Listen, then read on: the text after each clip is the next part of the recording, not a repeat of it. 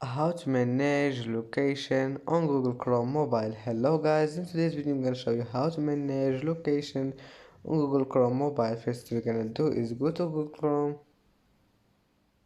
and then click these three points here in the top corner, and then click settings and go down and you will find here site settings. Click on it, and now all you need to do is just click here location and manage it on anything you want.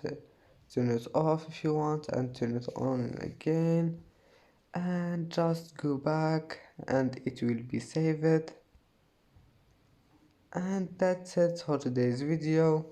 If you like this video, please don't forget like and subscribe, and see you in the next video.